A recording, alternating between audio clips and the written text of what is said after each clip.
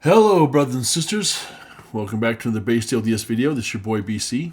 I'm feeling a little salty, and I thought we would spend a night of Saturday night fights. We're going to start off with some good old Mormon on Mormon violence. Uh, I watched this video about a week and a half ago, and it's been something I've wanted to do. I finally find myself with a little bit of free time, so I thought I'd get into it tonight. It is a long video, a little over an hour long. We are not going to do the full video at all because you're going to find this is just pointless after a while. But I do want to show how Mormon on Mormon violence happens because it is sad and it is pathetic. This is the Mormon Book Review channel. Mormon Book Review is a channel set up by an evangelical who has a testimony of the Book of Mormon. He frequently interviews LDS authors, LDS thinkers. Nothing too deep on his channel. But he's interesting. He's interesting to watch because he's still an evangelical with the testimony of the Book of Mormon. Now, on today's episode, he is hosting Jacob Hanson here on the top left, who is a young conservative.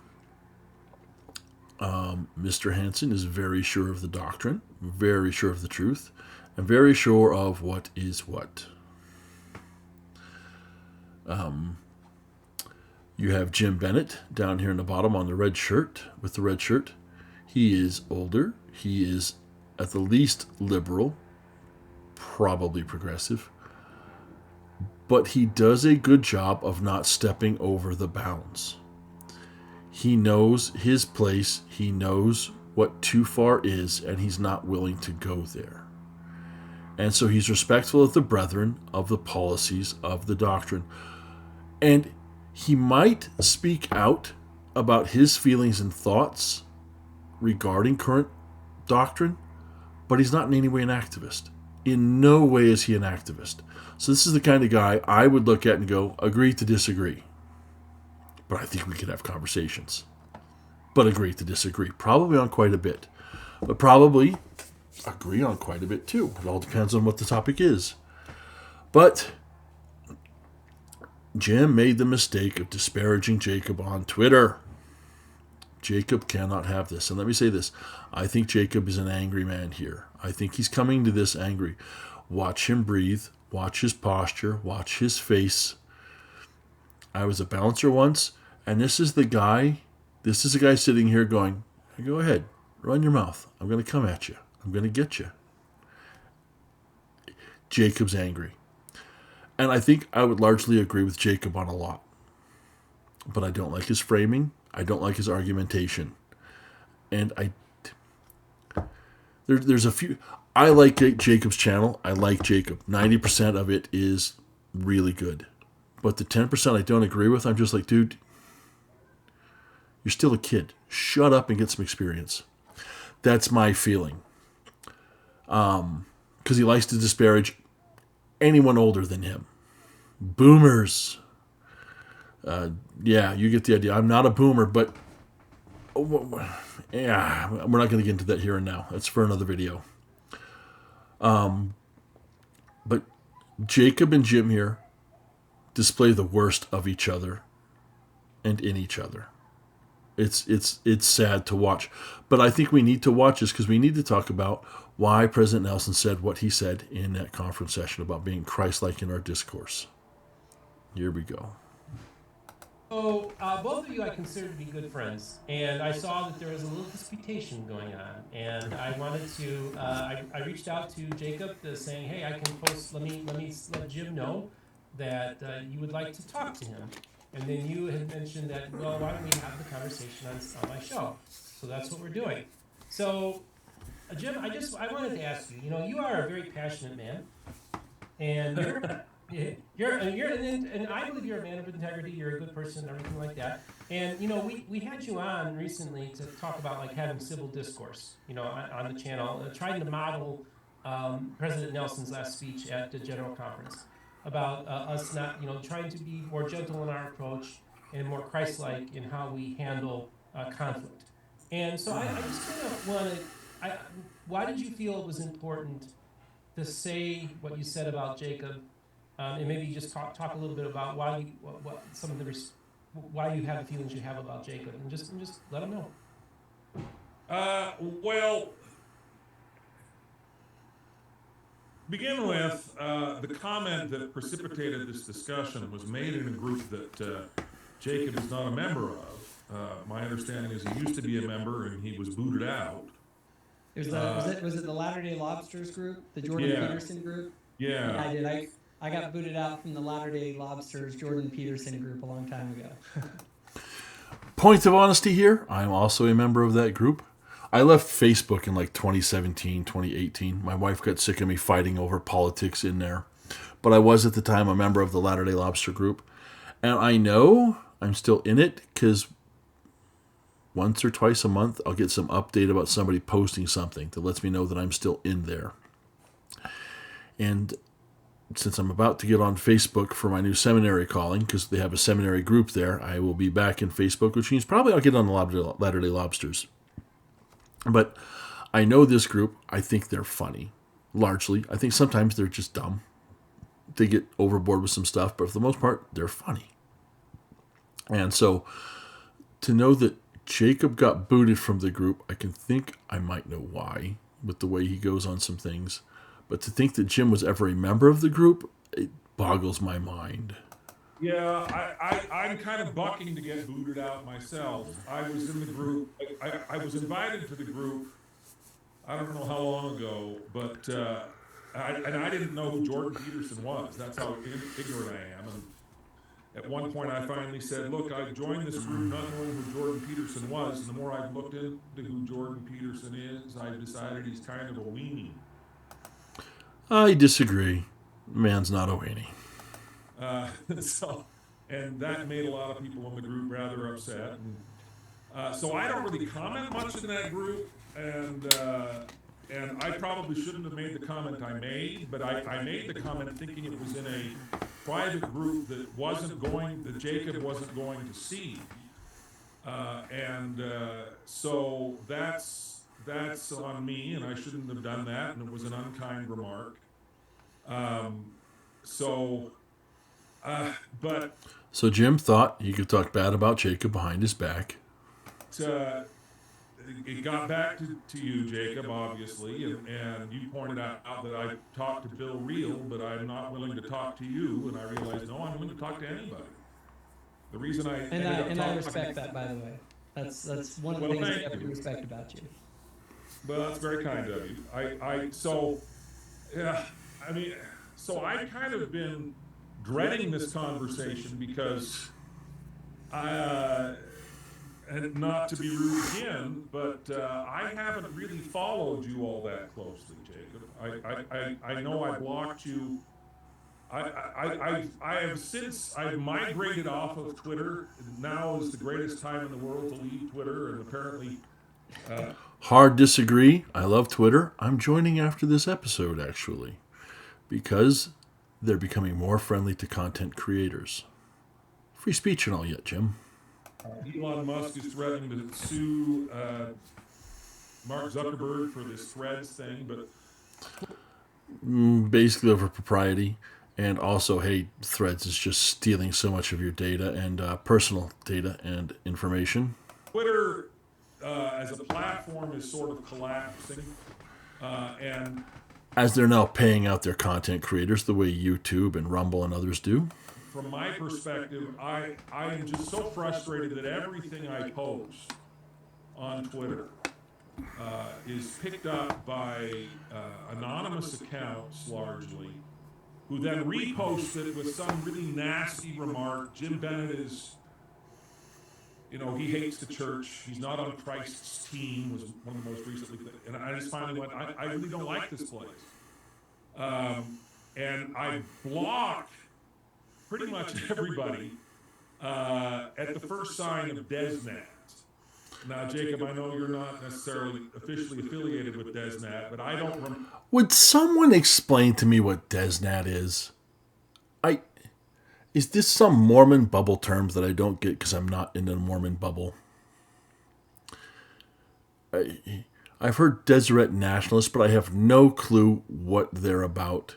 I have no clue if this is an official group or if this is just some liberal, like the progressive Mormons have to have their version of the far right that they can pin things on, and anything they don't like, well, that's DesNat talking point. Kind of like Sound of Freedom is a QAnon talking point.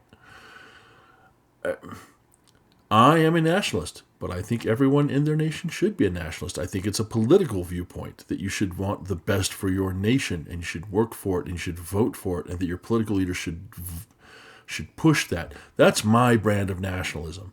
If it's some sort of racial or ethnic nationalism, hard stop. The hell to the no kind of thing. But what is a DesNat? If anybody's got some information on what a DesNat is, I've tried to look it up and it's all... nothing matches on any site. So if anyone can give me some information or some detail, I'd appreciate it, because I am outside of the Mormon bubble in Utah, apparently. Remember when I blocked you, or if I blocked you, but that was probably why. So Jim blocks people and he doesn't know why. Could be because Jacob's a DesNat. And again, if that's a slang for far right filth, then yeah, Jacob should be upset. From my perspective, you have not been one of the people that just sort of hounds me on a daily basis on Twitter, and I've appreciated that. And so I haven't really engaged with you all that much. And so when I realized that, Jim and I need to talk to reconcile our differences, I went, okay, fine. I'm happy to talk to anybody, but I don't think I am educated enough in what you have done and what you do to really have strong feelings about it. Well, and to be honest, I'm frankly that's totally fine. Like I have seen some of the stuff that you posted. I followed some of the stuff that you've done. Not again a ton, but I have had critical things to say. I think that and I'm just so everyone knows, in no way affiliated with DesNat. I have an entire article on my blog about why DesNat is beyond the pale for me, and I have issues.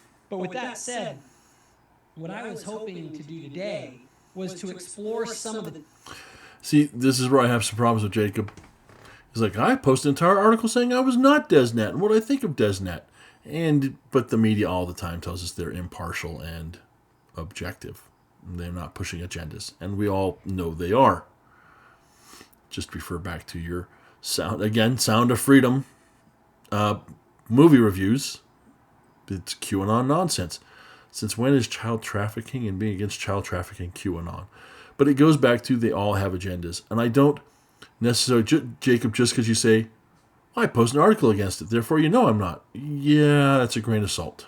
The difference is, because I do think, Jim, as we maybe have this conversation, is that I think you and I represent actually different camps within the active membership of the Latter-day Saints.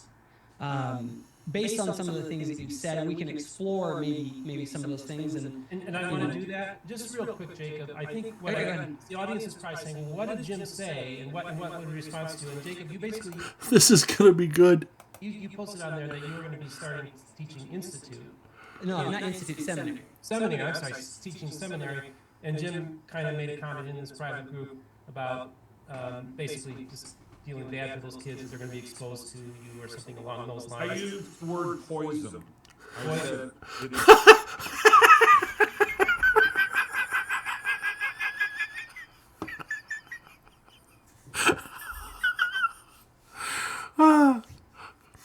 2 minutes ago, Jacob, I don't really know you, I don't know much of your stuff, but I used the word poison in reference to you being a seminary teacher.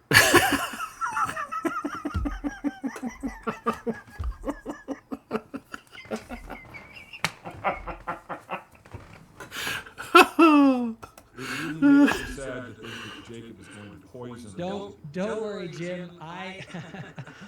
If everyone held me accountable for every single word that came out of my mouth while I'm sitting on the toilet tweeting something out, we're gonna have problems. I'm pretty easy-going when it comes to that stuff. Though I will say, I mean, I do think there are some areas where we should discuss our differences, because I do think that, at the end of the day...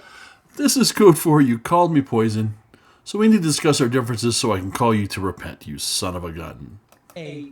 there may be some fundamental differences here between us. And so that isn't nearly as worrisome to me, that particular tweet, or I'm sorry, that particular post, as some of the other more, I would say, ideological things that I think is, or even strategic things that maybe are putting us at odds with each other. Well, so are you in Utah? Where do you live, Jacob? I'm in Nevada. I'm in Reno. Okay, so that would make sense with regard to early morning seminary. Yeah. I mean, one of the reasons I made This is Jim shifting to, well, this explains why you said early morning seminary, which makes no difference to any of this. None. So we're going to skip ahead for a minute and get past the seminary talk. was based on, and again, it may be, you know, a part of this is that I don't know your stuff well enough to know if I'm representing you accurately. But what I see on Twitter very often are people who have made contempt for the LGBTQ community sort of the centerpiece of their faith. And and to be honest, people who follow me might have that very impression. In fact, and so I actually did want to address some of that in this sense. So I want to, if I can, because I have listened to some of your content, I want to kind of steel man your position and maybe give you some of my thoughts on it or explore some of that. So is that okay if I kind of steel man here and see if I... All right, so they're going to talk about LGBTQ issues. They do not agree because one's a conservative, one is a liberal, at the least. And Jacob's about to give a steel man. Now, steel man is philosophical talk for, let me give you the best possible version of your argument in my words, and you tell me if I have it correct. So Jacob says he's going to try and give the best possible version, the strongest possible version of what Jim thinks and professes. And here's where the fight gets good and going. I understand where you're coming from. Sure. Does that work? So, I mean, I feel like one of the things that you have is, well, first of all, I'm a big fan of your CES letter response. That was excellent. I think you've done great work with that. I appreciate your willingness to engage with people.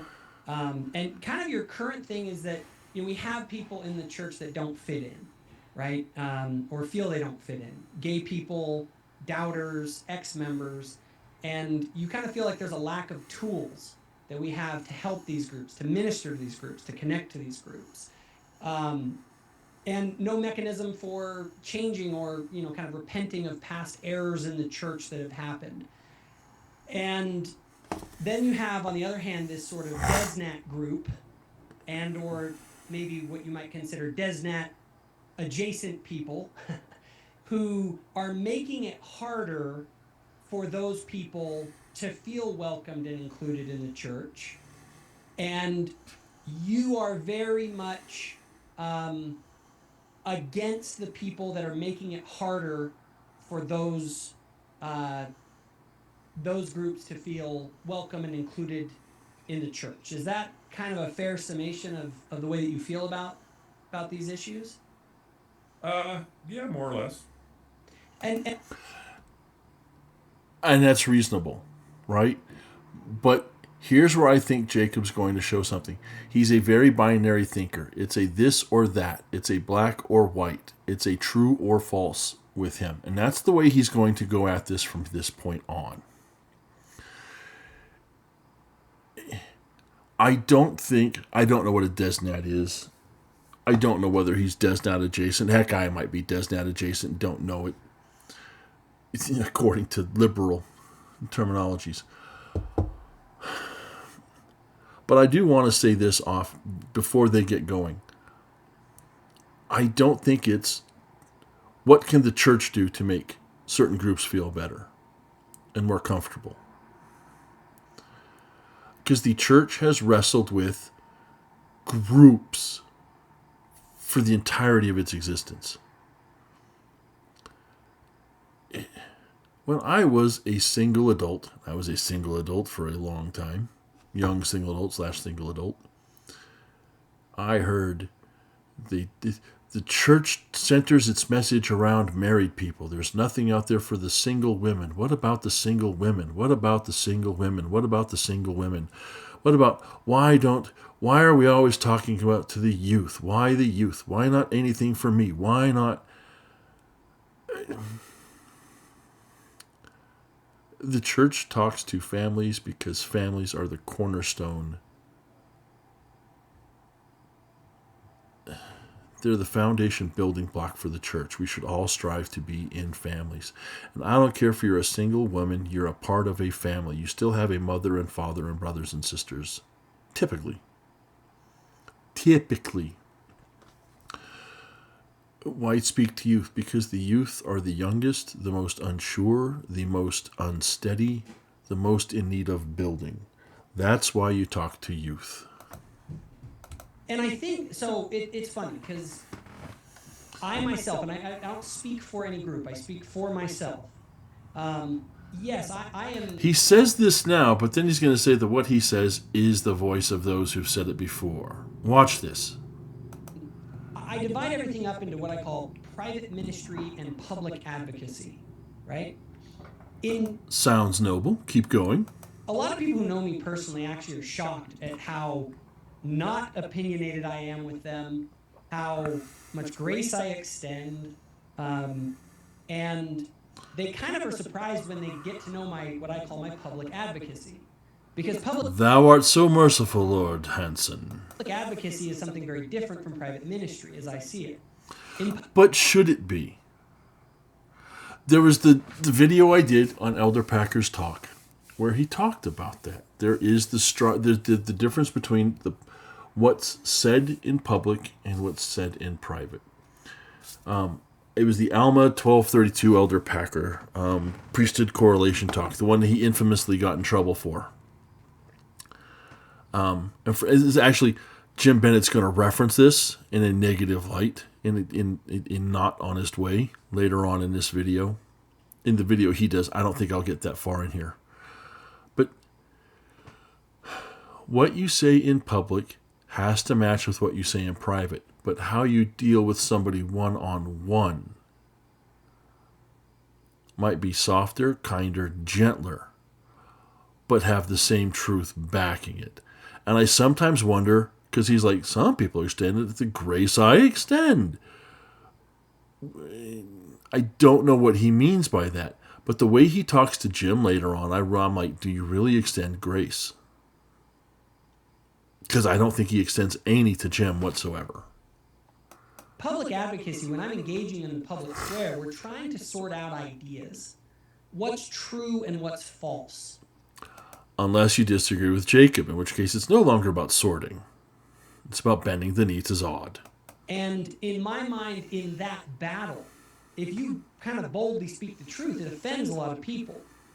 Like, if you say that gay marriage is sinful inherently, publicly, that's going to get you a lot of scorn, for instance. Now, this is where I,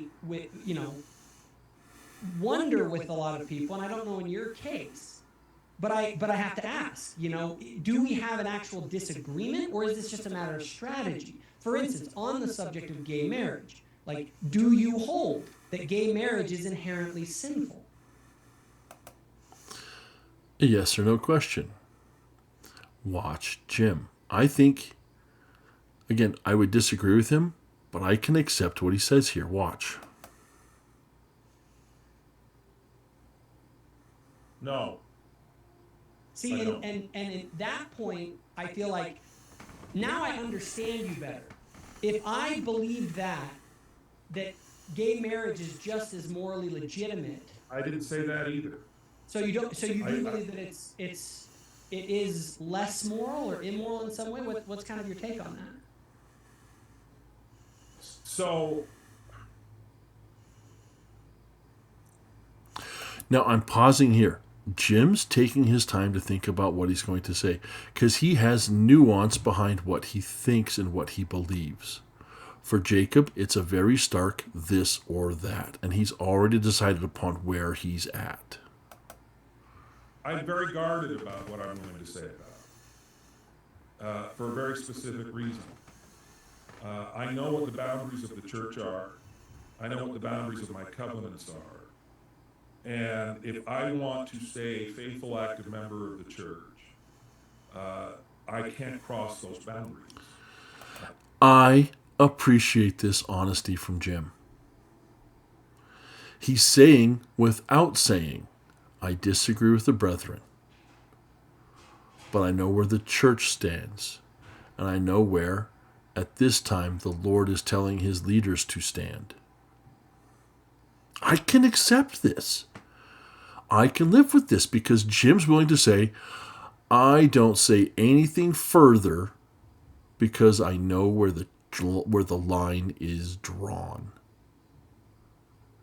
Jacob can't live with this. Watch. And so I'm not willing to do it. When I've been confronted, for instance, by John DeLynn or by Bill Reel, who say, do you think that we should have gay ceilings in the temple? I refuse to answer the question because the minute I say yes, if that's what I actually believe, is the minute I step outside of those boundaries. I know that that's not that the church has a boundary there, and I'm not willing to cross it. How can anyone have a problem with this answer here? Again, you don't have to like the fact that he's not willing to go, nope, I have no problem. But he's willing to go, no comment. Because what he thinks he's putting second to what the church's current stand is. Remember that here. What I say is that it is very clear to me that we need further light and knowledge on this issue. And I am not going to dictate what that light and knowledge would look like when it comes. I believe it will come. I don't know what form it will come in. I don't know which leader will provide it. But the reality is, how we handle LGBTQ people in the church has changed dramatically in my own lifetime. Sure. And I think it's silly to say that it's going to stop changing. And that, you know, Now, I'm going to stop here before Jacob gets further into this. I have no problem with anything that Jim has said to this point. I think this is the same thing that somebody that was concerned with blacks holding the priesthood and not being able to attend the temple. I think this is something they would have said in like 1960, 1940, 1880. It's not where we're at now, but I think the Lord will offer further light and knowledge on this subject in the future. He's not coming out in opposition to the church. He's not coming out in opposition to the doctrine. He's not coming out in opposition to anything. He is towing the line and sustaining the brethren. He is keeping his private opinions private. Watch Jacob push. Do you believe that at one point, that at some point in the future, the church will change on this issue and allow for gay ceilings? Specifically, I don't know what that light and knowledge will look like. I do know the church will continue to change as it has changed dramatically and drastically over a relatively short period of time in terms of what we teach and what we believe about LGBTQ people and their status. So, and this is where I guess, and I honestly think, Jim, that... And this is where Jacob's going to sound the voice of warning because he feels threatened by Jim's stance here. And he feels that Jim, from this point on, now that he's got this from him, he can paint Jim as an opponent to the church. And Jim's not going to have any of it. And I don't like the way Jim fights back, but this is where Jacob goes with it. And right now, I don't think it's anyone who's paying attention. The LGBT issues is the number one issue dividing the members of the church right now. I disagree. I think it's the issue we use, but I think the real issue is people not understanding the role of prophets and their job in leading the Lord's church. That they are the voice of the Lord in his church for its day. I personally think that's where the real issue is. But I think sometimes you have to get to an issue and examine it to see what the real issue is that lies behind it. I think people would be okay with the LGBT issue if they understood that the prophet was the voice of the Lord. But you have trouble putting faith in a man speaking against things you don't like. Okay, it is. And I hear things like Elder Holland saying that our faithfulness to the family proclamation is kind of the test of our generation. And so where there's a concern for people like myself, that we worry when we see so many members like yourself, Jim, who are out publicly saying things. You see how right there Jacob is just set apart to make an other of Jim. He's casting him as an enemy. This is what I don't like about Jacob's framing. There's no reason to make an enemy of this man. The man has said, I support the brethren. I have some private thoughts. I'm not going to tell you what they are, but I do think further light and knowledge. Jacob could have taken that as further light and knowledge in either direction. More liberal, more conservative. He didn't. He automatically went to, well, how dare you, Jim? That seem to undermine the doctrines of the family proclamation with them out there explicitly saying it won't change. First of all, family proclamation, what it actually says. And here's where we're going to get into some of the problems with our current state of political ideological affairs. Jim's going to bring up a word, and this word does not mean the same thing in 2023 that it did in 1995. And this is a progressive trick. And I don't think Jim is doing this on purpose. I think he swallowed the academic pill of what gender means. Gender does not mean what it did in 1995. The leftists, the hard leftists, the queer activists, and the feminists have purposely convoluted the definition of gender so that it does not mean what it did, and it can be it has a shifting definition. Watch how they play with the word gender here between Jacob and Jim. It's very different from how it's weaponized. Because particularly on Twitter, the family proclamation is the cudgel that pounds people out of the church and that pounds people in the church to feel less than, to feel... Now, I will say this. I do think people use the family proclamation to go, hey, gays, get in line. I do think that to a point, but I don't think the church does that. I think the Twitter sphere does that, but the Twitter sphere goes the long way the other way, too. With Jesus was a socialist. Twitter. The Twitter sphere is the best place to have a good, fun old fight. Or it used to be.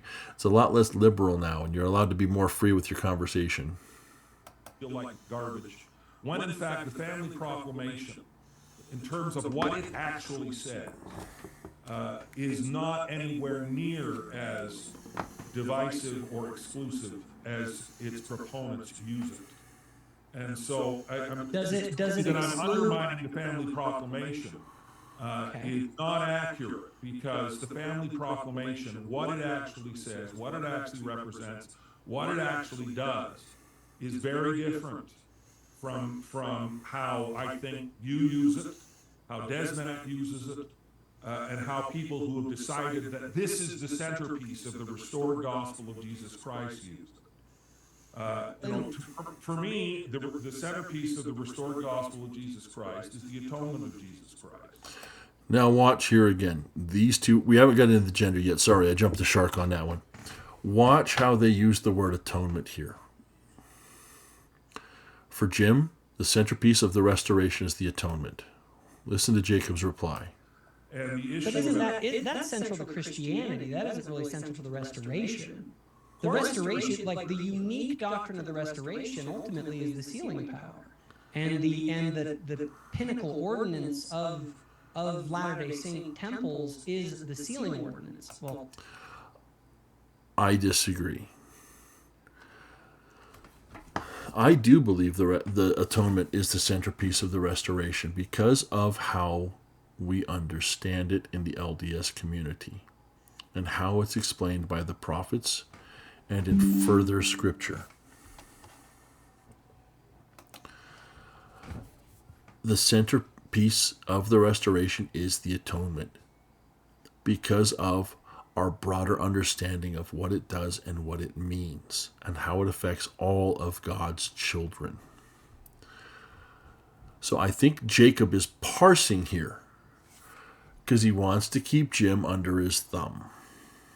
Well, barring potentially some others, but that's really the pinnacle for any regular member, and that is a requirement for exaltation. And so, but the sealing ordinance is a component of the atonement. The atonement is central to everything. The brethren have made this clear. The sealing power is part of it.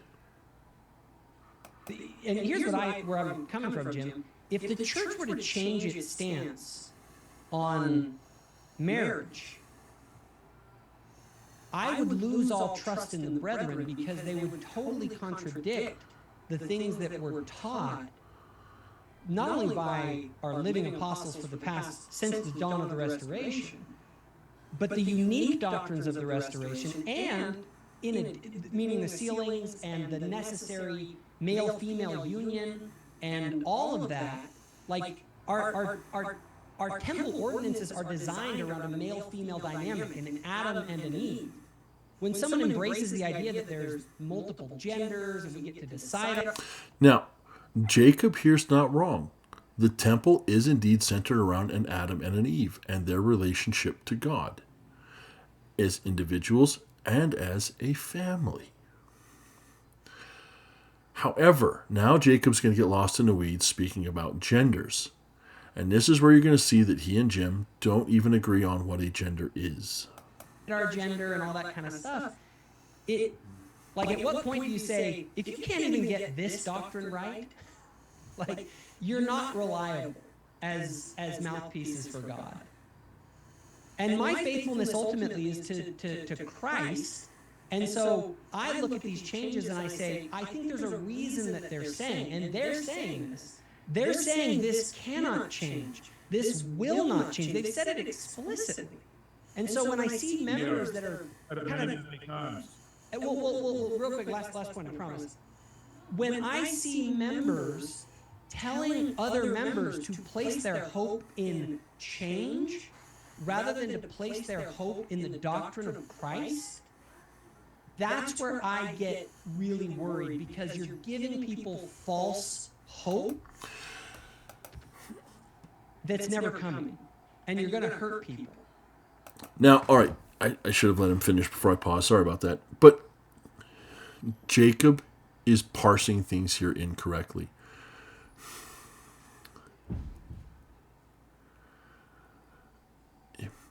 I don't believe that Jim's giving anyone a false hope. I don't think he's saying, just hang on, God's going to come out and say gay's okay. I don't think he's going to lift the bans on the trans. None of that's going to happen here. But Jim is saying, hey, if you're struggling, toe the line of the church now. Continue to have faith and wait for more light knowledge to come out. Maybe the light knowledge, and again, Jacob's jumping to an assumption here. Jacob's jumping to the assumption that Jim says the light knowledge will be that we'll lift the ban on the gay and the trans. It could be that more information will be given as to why it's male and female. It could be that a stricter definition will appear. It could be that with time, if these people can remain faithful, they'll receive the revelation for themselves that will help them to stay in the church.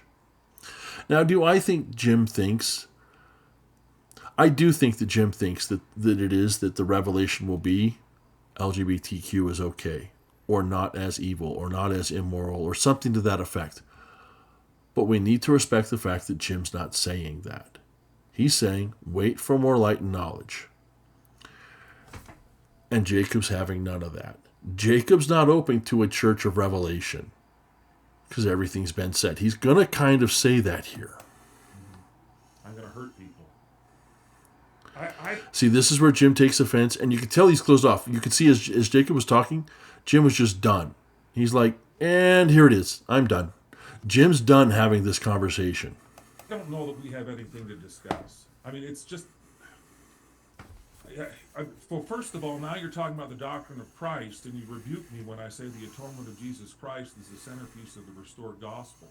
And you say, I do believe that the atonement of Jesus Christ is the centerpiece. See, this is where Jacob's his dog with a bone. Of Christianity.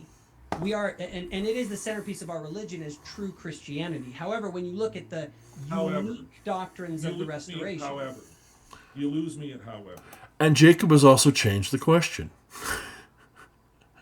Now it's the unique, it's not unique. It was never that. You lose me completely. Well, we have an evangelical here who also believes in the atonement of Jesus Christ. And God bless him for it. Absolutely. We are part of a Christian tradition that believes in those things, but I'm talking about the unique doctrines of the restoration. Jacob. Go ahead. Steve. Well, I just want to say, first of all, Jim, I want you to, because Jacob's been doing a lot of talking. Watch Jacob's face. This is a man with a dog and a bone, and he's not going to let go, and he's angry. He's been called poison. Jim has taken some swipes he should not have taken. Jacob's not coming into this in a Christ-like look, and Jim's coming into this with a, well, here's the conservative going to put me in my place again. Why am I going to have this conversation? Which is why when he calls Jordan Peterson a weenie, this is a man who's given up on this already. Neither one of these guys have come into this with a good faith interest in a discussion. Talking about, I think it's important that we hear your perspective. You say that the family proclamation does not say what people like Jacob are saying. And it's right. And so I want you to tell us, what does the family proclamation say? And here's where we get into gender. So I'm really glad Stephen asked this question. That you think is really important, and contrast it with what some of the people who are you feel are using as a cudgel. Tell us, what does it say to you? What does it say that you think is important that people understand your view of the family proclamation, and why it's important that you feel that your view. And look at Jacob as Stephen's asking this. He's having none of it. He is no part of this. This is the Mormon on Mormon self-inflicted violence. This does our community no good. Who gets out there? Well, the family proclamation talks about marriage being ordained of God. It talks about the important nature of the family in the plan of salvation. It talks about the importance of putting family life at the centerpiece of every individual's life, and I think all of those are laudable and wonderful things. The things that are taken from the family proclamation are inferences. For instance, many transgender... Pay attention here, because he's saying many of the things that are taken are inferences. But when Jim frames this, it's by the conservatives, or something to that effect.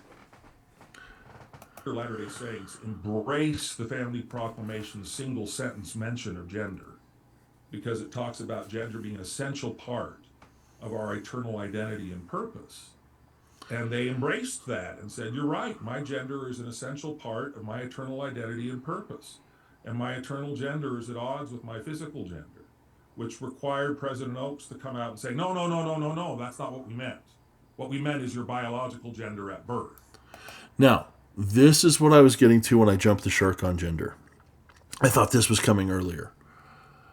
You hear Jim talking about gender and how some of the trans people, and my biological gender is at odds with my eternal gender. Gender in 1995 did not mean the same thing as it does in 2023. That's why Elder Oaks had to come out and issue that clarification. Gender and sex used to be, we talked about it in the same way. Remember?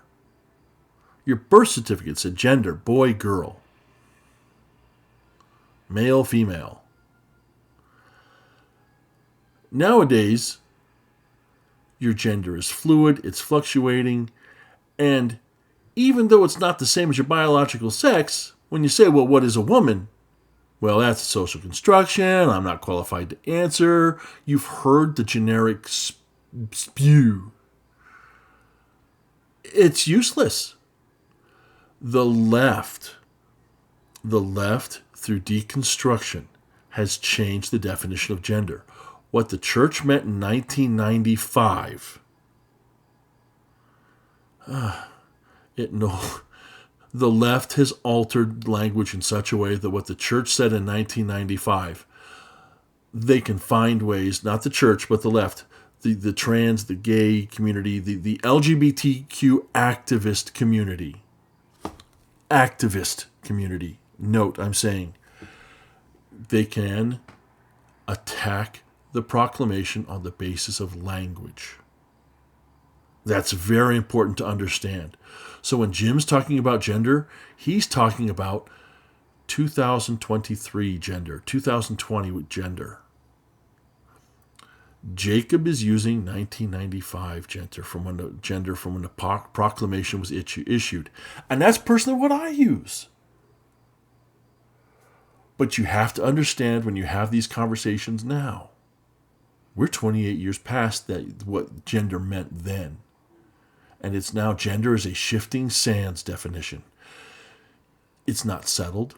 It used to be, but it's not now. And that's the state of confusion that we're in. And that, to me, demonstrated, okay, but that's not what the family proclamation says. And then I get a lot of heat from people like Jacob or others who say, oh, gosh, you're twisting the words of the apostles, you're giving people false hope, you're ignoring things that will never, ever, ever, ever change. And if this were to change, wouldn't this undermine confidence in apostles and prophets? And this comes back to, remember what I said earlier, the LGBTQ was a smokescreen issue, that the real issue was faith in the prophets and apostles as being mouthpieces of the Lord. That's why I think last week's Come Follow Me lesson for the young men and young women was so important, and I wish it would have been there for the entire church. I wish the entire church could have had that lesson, because the lesson was Acts 1-5. Knowing that the prophets are the speak for the Lord and they lead his church. If we had greater faith that the prophets were acting in the best interest of Christ and trying to do his will and implement his will, I think we could overcome the LGBTQ issue and many other issues more handily, more readily. That, I think, is the larger problem. And I just think, where have you been for the last 15 years? Because what we teach about homosexuality and gender identity has changed radically.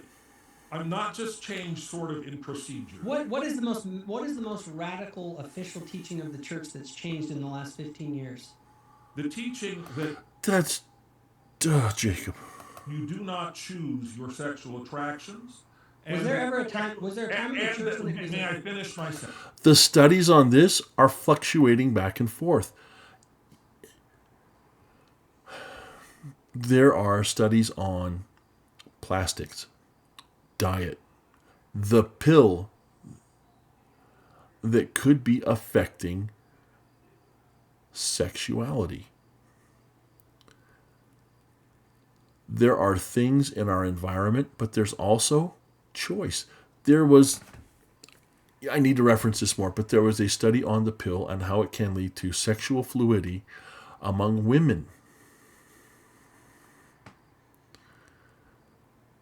And that they're less inhibited about making certain choices under the influence of the pill because of the effects on their hormonal system. I'm going to find more about that. I've got to do a lot more work on that one before I get into it deeply, because a lot of you are going to go, what the?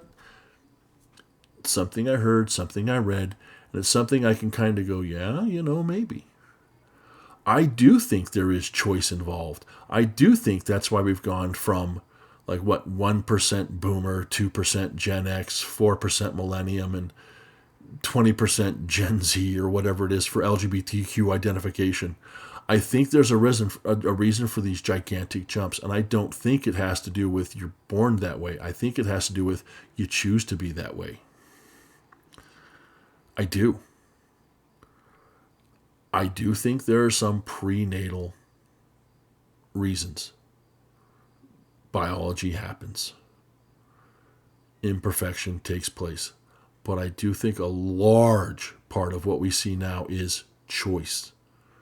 Because we do know about the social contagion, numerous studies on social contagion that lead to people being socialized into homosexuality, bisexuality, transgenderism. Oh, I'm sorry, go ahead. And that your sexual attractions do not change as a result of sufficient righteousness. When I was growing up, anybody that showed any tendency toward homosexuality was given a copy of Spencer W. Kimball's Miracle of Forgiveness, which calls homosexuals voluntary perverts who, thinking they can't change, have not pounded their head against the door enough.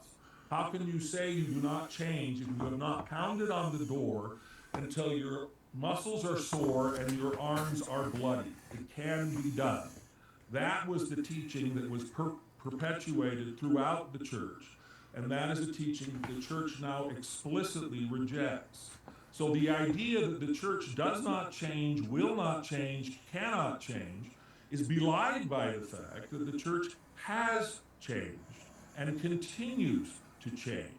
And when I hear people say, well, this will never, ever, ever, ever, ever, ever, ever, ever, ever, ever, ever change, I hear weakness. I don't hear strength. You don't have to continually remind people of things that are immutable when in fact they are immutable. For instance, I will tell you, the church will never, ever, ever change the doctrine of baptism by immersion. Everybody knows that. And we don't hear that in conference. We don't hear continually, this can't change, this won't change, this will never change, because everybody recognizes it won't change. We see stability in that particular doctrine. When I see the doctrine...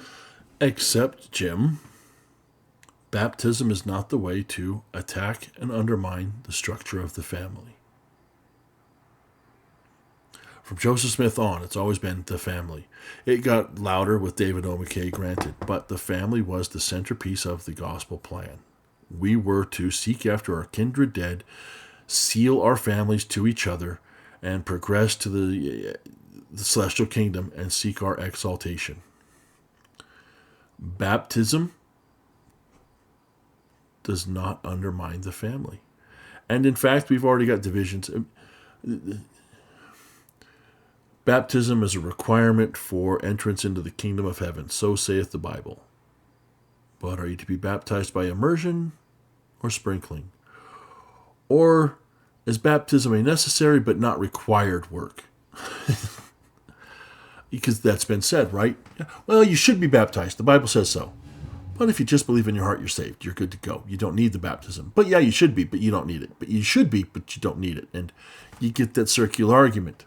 Socrates would have fun with that one, by the way. That's the problem, Jim.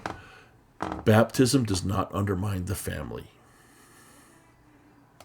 What we teach about gender identity and sexual orientation, I see massive amounts of change over time, over a very short time. But they're due to psychology, sociology. And I don't think, and the changes you see are how we speak to those groups now as opposed to back then. That's how I see it. I don't see that we've changed our stance. I don't see that anything has changed. I see it as how we approach them. To let them know they're invited to the table, but they must live according to the standards. That's where we're at. A period of time, relatively speaking. And I don't have a lot of confidence in the idea that, well, repeatedly saying this can never change means it can never change, because the most fiery sermons that we would never abandon polygamy in this life came, and that it would never, ever, ever change, came right before the manifesto. Well, can I address that just I just want to say here, this is where Stephen, the MBR guy, Mormon Book Review guy, becomes a bobblehead to everything Jim says. real quick? Couple of points. First, the manifesto. I mean, if somebody thought that polygamy was never going to change, they should have just read Jacob 2, which was written before. This is the weakness of your argument here. Jacob 2, written before polygamy instituted. But then by this, you could counter-argue, well, then Joseph Smith never read Jacob 2. Otherwise, he never would have instituted polygamy. See, it's a weak argument. It's a poor presentation. It's not thought out.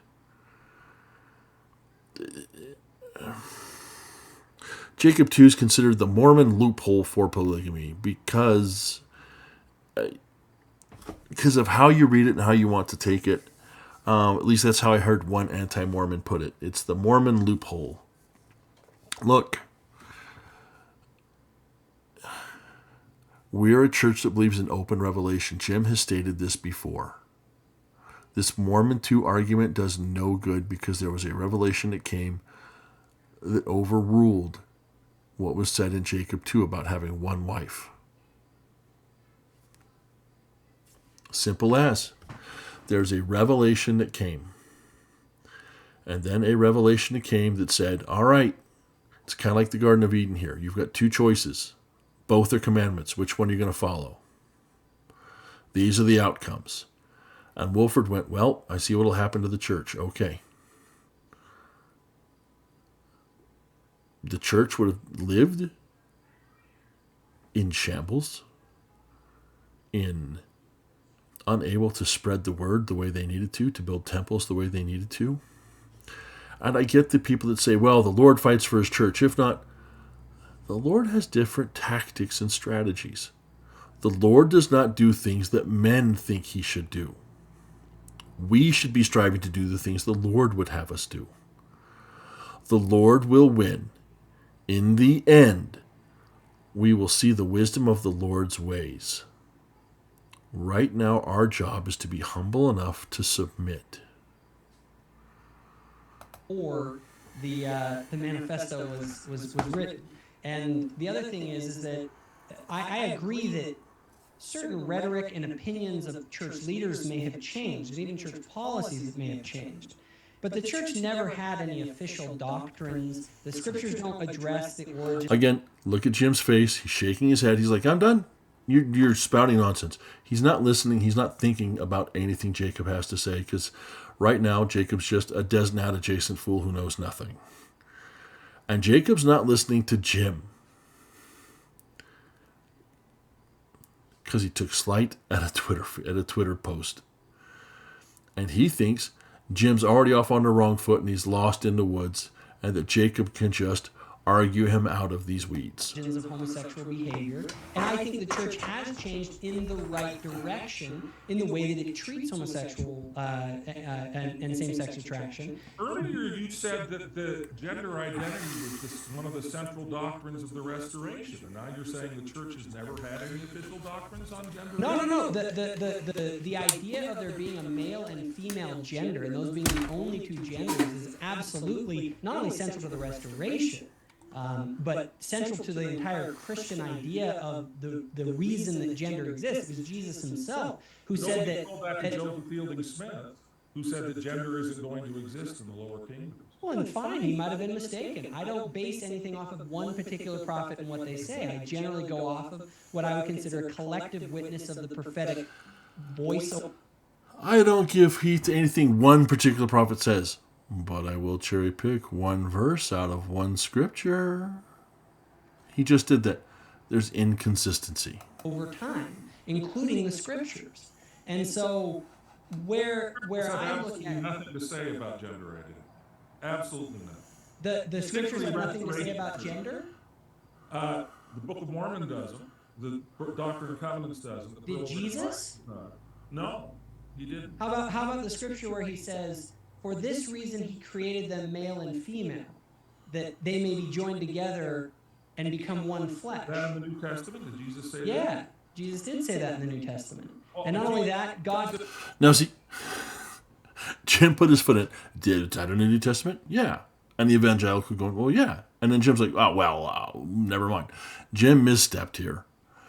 But also you see, and this is where I'm going to point out, Jim's going off of restoration scripture. He's not having anything to do with the Bible into this. And he's going to say it's because of Levitical reasons. And then Jacob's going to go, well, what about Paul? That's New Testament. And Paul said, well, the problem was Paul was a Pharisee, very Levitically law-based. And the conversation gets worse and goes more downhill from here. And we're going to stop it because I don't want your soul to be crushed. But you should see this is where the conversation goes to.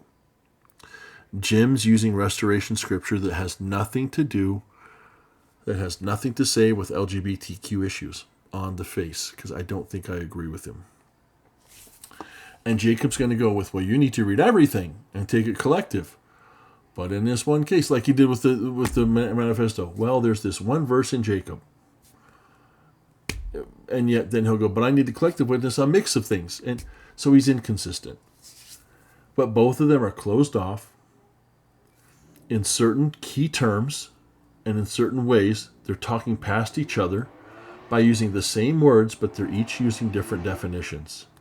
Jim's using 2020 gender, Jacob's using 1995 gender. And just so you know where I'm at, I do believe there are two sexes, male and female. I do believe there is a spectrum of gender.